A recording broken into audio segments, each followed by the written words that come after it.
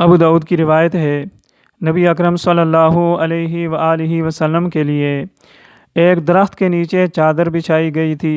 نبی علیہ الصلاۃ والسلام اس پر تشریف فرما تھے اور صحابہ کرام آپ کے ارد گرد بیٹھے ہوئے تھے۔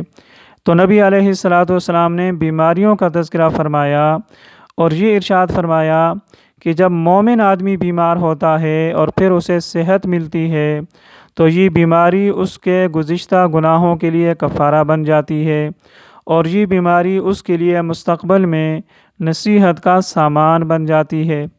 اور منافق آدمی جب بیمار ہوتا ہے پھر صحت یاب ہوتا ہے تو نہ اس کے گناہوں کا کفارہ بنتا ہے، نہ اس کو مستقبل میں کوئی عبرت اور نصیحت حاصل ہوتی ہے۔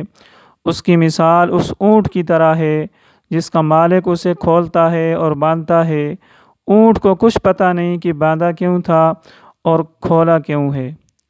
تو ایک آدمی کہنے لگا، اے اللہ کے نبی، ومل اسقام، یہ بیماریاں کیا ہوتی ہیں؟ میں تو جانتا بھی نہیں، میں تو کبھی بیمار نہیں ہوا۔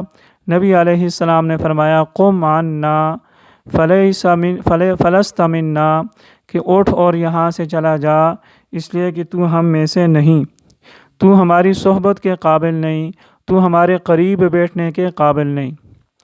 یہ باتیں ہو رہی تھی کہ اچانک ایک اور آدمی آیا اور کہنے لگا، اے اللہ کے نبی، جب میں نے دور سے آپ کو دیکھا کہ آپ یہاں تشریف فرما ہیں تو میں بھی آپ کی طرف آنے لگا۔ راستے میں درختوں کے جھنڈ کے پاس سے گزر رہا تھا تو میں نے پرندے کے بچوں کی آوازیں سنی، اور میں نے ان بچوں کو اٹھا کر چادر میں ڈال دیا اور لپیٹ لیا۔